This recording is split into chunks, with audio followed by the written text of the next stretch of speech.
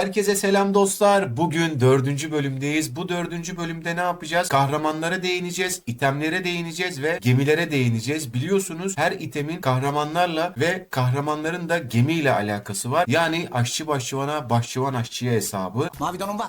Var abi. Ya sonunu kendi getiriyor. Bu. Ayrıyetten videoya geçmeden önce aşağıya bırakacağım linkten Discord kanalımıza katılabilirsiniz. Orada çok aktif arkadaşlar var. Birbirimizle fikir alışverişi yapıyoruz. Siz de katılmak isterseniz aşağıya bırakacağım linkten katılabilirsiniz. Haydi şimdi oyunumuza geçelim. Evet, videomuza geçmiş bulunuyoruz arkadaşlar. İlk önce neden bahsedeceğiz? İlk önce gemilerimizden bahsedeyim sizlere. Biliyorsunuz bir ana gemimiz var. Bir de yardımcı gemilerimiz var. Gördüğünüz gibi oyuna ilk başladığınızda size iki tane mavi gemi verecek. Birisi saldırı gemisi, birisi de savunma gemisi. Siz bu iki taneyle başlayacaksınız. Daha doğrusu ilk oyuna başladığınızda bir tane gemimiz olacak. Çok yönlü gemi. Yani çok yönlü gemi demek. Ne demek? İşte saldırı, zırh. Bu çok yönlü bir gemi. İkinci gemi ise belirli bir level'a geldikten sonra, yani sanırım 10. level'a geldiğimizde bize ikinci geminin parçasını verecekti. O parçayı da nereden alıyorduk? Şuradan alıyorduk. Onu da göstereyim hemen. Sıcak sıcak. Gördüğünüz gibi başa döneyim. Şöyle oyuna ilk başladığımızda buradayız. Buradan başlayıp görevleri yaptıkça gidiyoruz. Hop, burada bize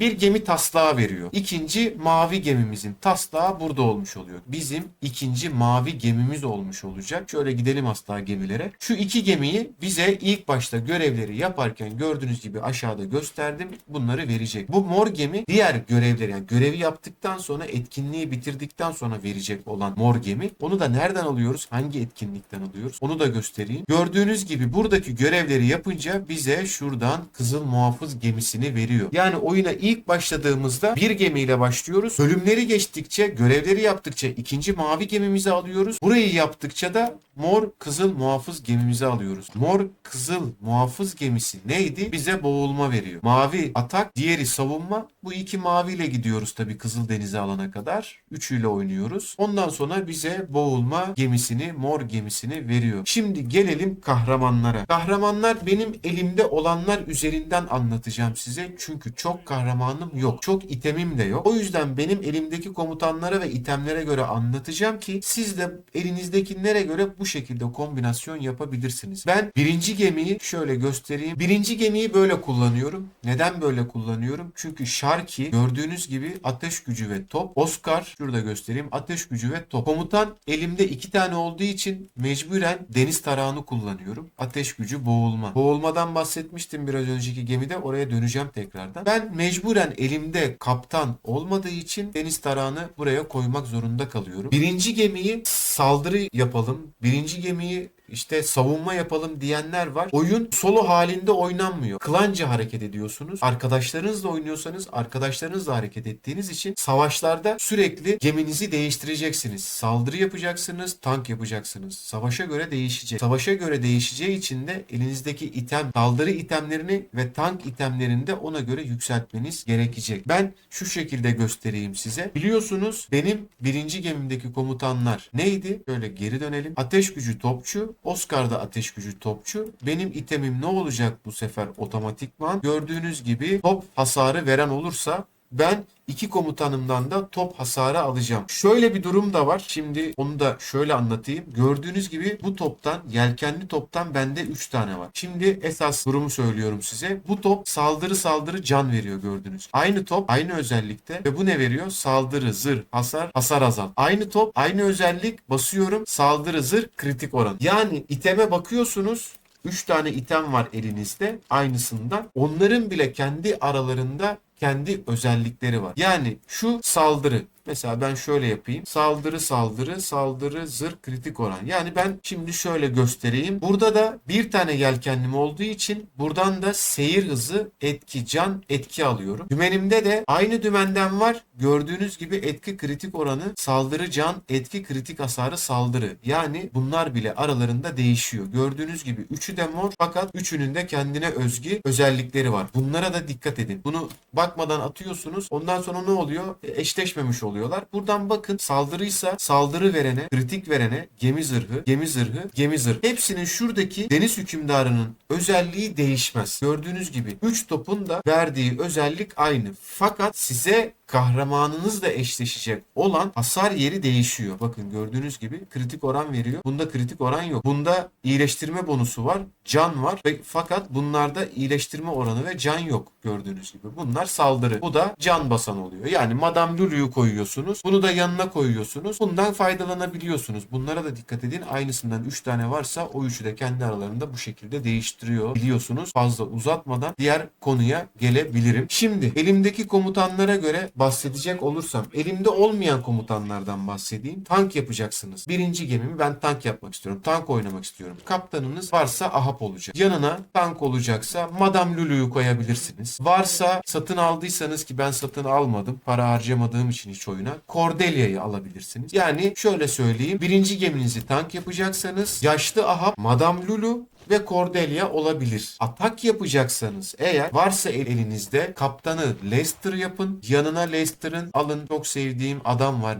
Net'i koyun. Bakın Net'in ateş gücü ve alev gücü var. Lester'ın da ateş gücü ve alev gücü var. Yanına da şöyle yapabilirsiniz saldırı yapacaksanız. Oyuna ilk başladığınızdaki karakterlerden bahsediyorum. Lester çıktı. Onu bir koyuyoruz kaptan olarak birinci gibi. Net çıktı. Onu da yanına koyuyoruz. Yanına da zaten onu verecek size oynadıkça. Will çıkacak. İkinci günde verecek sanırım Will'i. Bir de Will koyacaksınız. Ateş gücü alev. Ned ateş gücü alev. Lester ateş gücü alev. Ne yapacağız peki? Bunları birinci gemiye koyduktan sonra geleceğiz buradan itemlerimize. İtemlerimiz ne olacak peki? Biz bu grubu yaparsak. Biz bu grubu yaparsak hemen göstereceğim şimdi. Hemen geliyoruz buraya. Nerede benim o yanan kuru kafam? Bu itemleri de, yani şu yanan tacı da bu ekibe taktığımızda görüyorsunuz alev hasarı veriyor. Hedef gemiye yanma veriyor. Bizim grubumuz neydi? Yaptığımız ilk oyuna başladığımızda Lester, gördüğünüz gibi ateş gücü alev. Alev bonusumuzu oradan bir sakalladık. Geldik Will'i koyduk. Alev.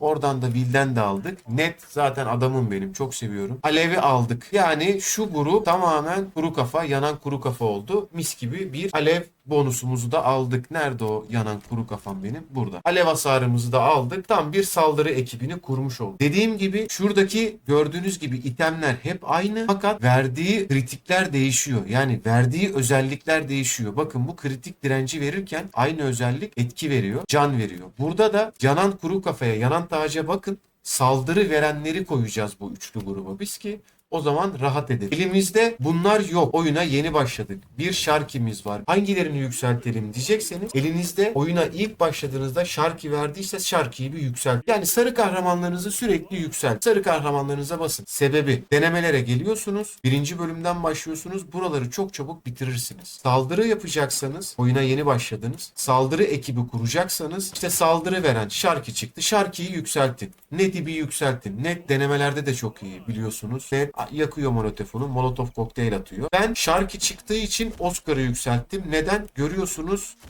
Sharky ateş gücü top, Oscar ateş gücü top. Yani buradaki sarı kahramanlara göre hareket edebilirsiniz. Bana deniz tarağı çıktı, boğulma. Ben ne yapacağım şimdi? Geleceğim burada Alien'ı yükselteceğim. Neden? Çünkü boğulma. Boğulma itemleri hangisi? Hemen onlara gelelim. Boğulma itemleri de boğulma yapacak olursak o item neredeydi? Böyle ahtapot kuyruğu gibi bir şey olacaktı bu. Yani boğulma hasarı veriyor, görüyor musunuz? Boğulma hasarı. Bendeki komutan kimdi? Şöyle göstereyim tekrar. Bende deniz tarağı var. Ateş gücü boğulma. Mecburen ben yanına Alien'ı yükselteceğim. Ateş gücü boğulma. Yanına bir de şu çıktı mı bana? Ki büyük bir ihtimal çıkacak zaten. Bunu atacak ileride bana. Bu da boğulma. Ben bu üçünü şu mor gemiye koyduğum zaman, benim mor gemim neydi? Biliyorsunuz bu gemi gördüğünüz gibi boğulma gemisiydi. Yani ben bu üçlüyü buraya koyduğumda itemi hazırlamışım zaten. Burada bir tane varmış. İtemi de boğulma yaptığımda bu gemi 10 numara bir gemi olacak. Yani boğulma komutanlarım var. Saldırı komutanları, bunların hiçbiri yok. Oyun size, yani siz harcamak istemediniz. Oyuna ilk başladığınızda zaten çekiliş biletlerinizi harcamanıza gerek yok. Biriktirin.